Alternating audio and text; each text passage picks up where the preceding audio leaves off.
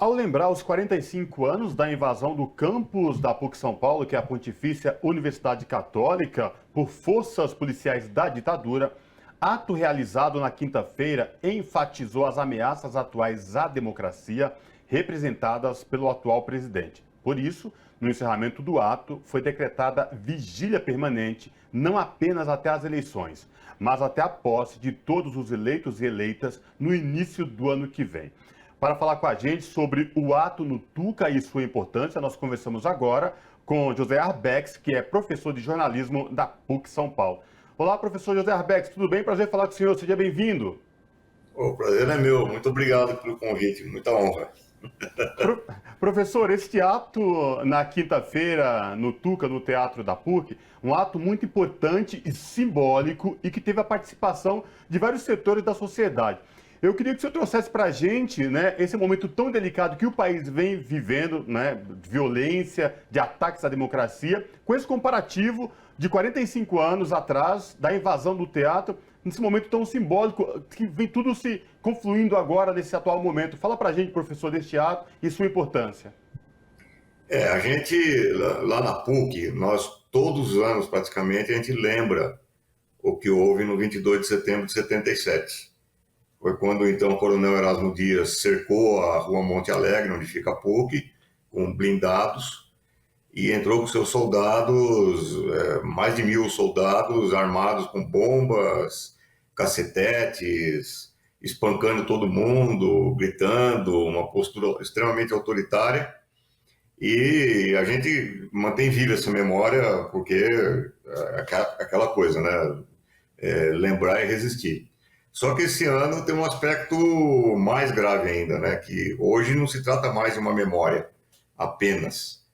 Aquelas forças que invadiram a PUC em 77, na nossa opinião, são as mesmas forças que hoje querem fazer com que o Brasil seja uma imensa PUC, por assim dizer. No sentido de que eles querem fazer com o Brasil aquilo que eles fizeram com a PUC em 77. Tratar a nação brasileira de uma forma autoritária, de uma forma ditatorial, com ameaças, com agressões, com assassinatos, com prisões, e isso é inaceitável.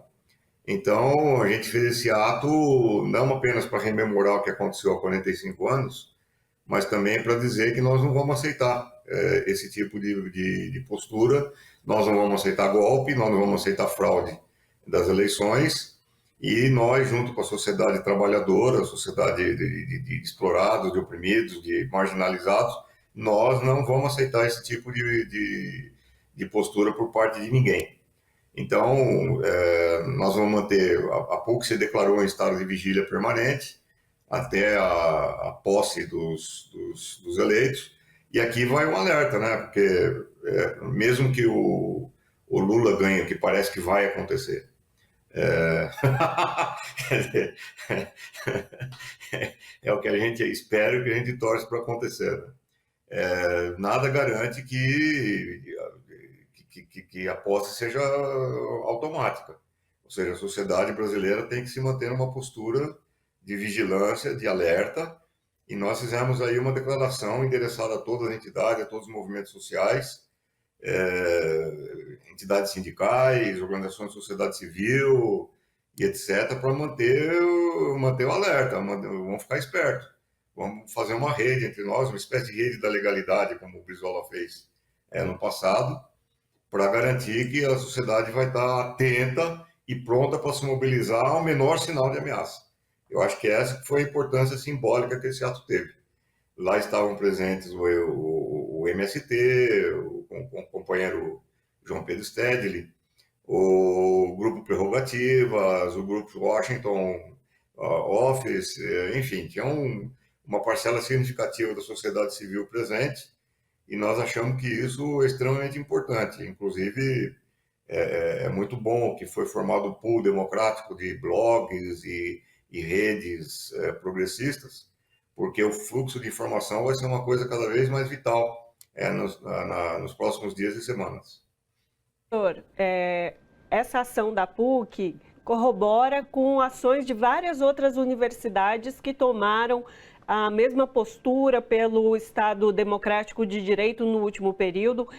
Um dos mais representativos foi o da USP, que retomou também algo parecido com o que a PUC fez, né? De retomar algo que se vivenciou no período da ditadura civil-militar aqui no Brasil. Como que o senhor avalia esse momento do mundo acadêmico se colocando nessa condição de resistência política, não só o mundo acadêmico, como o senhor bem colocou, movimentos sociais, movimento de juristas, porque o ato também foi colaboração do Prerrogativas, né, Grupo Prerrogativas. Queria ouvir o senhor sobre essa mobilização e a atuação do mundo acadêmico nisso tudo. Olha, começar com a PUC em particular primeiro, puxar a sardinha para a minha frigideira. A PUC tem um lugar simbólico extremamente importante, principalmente por causa do Tuca, né? Que é o teatro da PUC, onde foi realizado o ato, e que foi alvo da ditadura muitas vezes.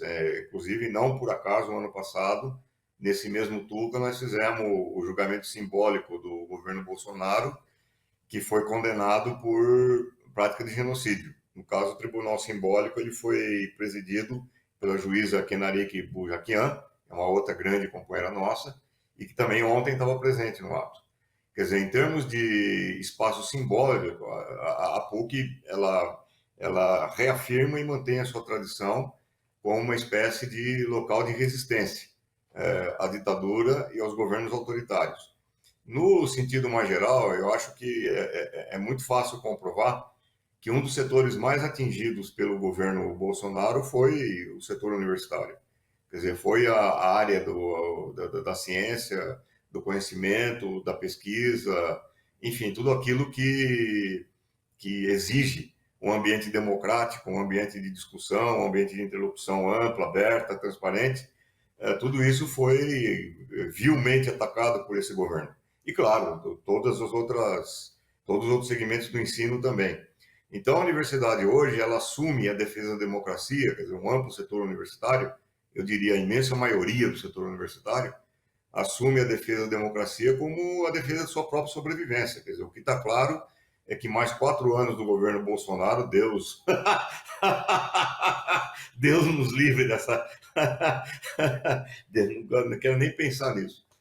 Mas seria impossível. Mais 4 anos desse tipo de governo é o fim. É o fim do espaço universitário brasileiro, do espaço de interlocução, é o fim do ensino público, é o fim do fim, é a barbárie. Então, para nós, na academia, lutar pela democracia e por um governo que mude completamente a perspectiva que foi dada pelo governo Bolsonaro é uma questão de sobrevivência. Sobrevivência da própria universidade e sobrevivência do país. E, claro, nada mais natural, então, que todas as forças progressistas se unam nesse processo, porque nós sentimos que, claro, apesar de haver divergências internas, nem todo mundo gosta do candidato X, do candidato Y, do candidato Z, atualmente não é disso que se trata. Na verdade, nós não vamos ter uma eleição em 2 de outubro. Na verdade, que nós vamos ter uma espécie de plebiscito. Um plebiscito que vai dividir o país entre 2 grandes correntes. Uma corrente que espero, bastante minoritária, que é a corrente que aposta na barbárie, no autoritarismo, no fundamentalismo religioso e etc. E uma outra corrente que aposta no progresso, na ciência, na interlocução democrática, na transparência, na justiça social, na distribuição de renda e etc. Quer dizer, eu acho que nós vamos ter uma espécie de plebiscito. A terceira via é uma invenção, uma piada, que não... A terceira via... Não existe terceira via, o negócio... Os números dizem isso, quer dizer, nós vamos ter um plebiscito. E eu acho que nada mais natural do que as forças progressistas se juntarem agora, independente de eventuais divergências internas. Isso aí é secundário, diante do que está colocado hoje. Quer dizer, até mesmo...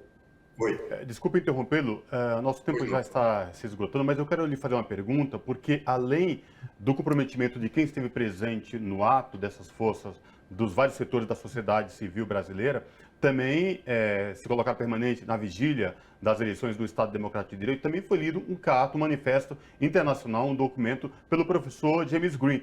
Queria que você falasse também dessa importância de ter esse apoio internacional quanto à vigilância da nossa democracia e do Estado Democrático de Direito. Fundamental, muito importante você ter lembrado disso. É um manifesto assinado pelo Noam Chomsky, pelo Roger Waters e por uma série de outras personalidades internacionais, porque elas entendem corretamente que aquilo que está acontecendo no Brasil não é um fenômeno brasileiro, por assim dizer. É um fenômeno mundial de grande importância, muito grave, que mostra um avanço da extrema-direita na Itália, mostra o avanço da extrema-direita nos Estados Unidos, o avanço da extrema-direita na Polônia, na Hungria, na Ucrânia, onde a extrema-direita agora está articulada com organizações nazistas armadas.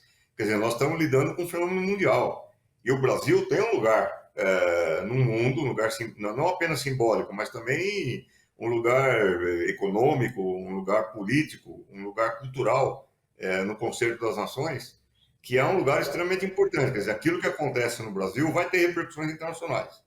Então é muito importante que a extrema-direita seja derrotada hoje no Brasil, porque uma vitória da extrema-direita no Brasil hoje seria catastrófico para os destinos de toda a América Latina e eu diria, inclusive, para os destinos do mundo, pela importância que o Brasil tem. Então eu acho que esse manifesto aí, ele coloca de relevo esse aspecto que nós, às vezes, tendemos a esquecer, mas que, na verdade, nós não estamos lidando com um fenômeno especificamente nacional. É um fenômeno nacional, mas é também, sobretudo, um sinal dos tempos. Quer dizer, a extrema-direita ela avança no mundo, recupera o nazismo, recupera símbolos nazistas, eleva a um tom extremo o fundamentalismo religioso e o racismo, e hoje o Brasil está colocado numa posição de ser um escudo contra isso. Quer dizer, nós temos que nos colocar à altura e saber identificar qual é a nossa importância histórica hoje. Exatamente. Conversamos com o professor José Arbex, que é professor de jornalismo na PUC São Paulo. Professor, muitíssimo obrigada pela sua participação conosco hoje. Eu que agradeço, uma honra. Muito obrigado. Abraço, professor. Abraço. Grande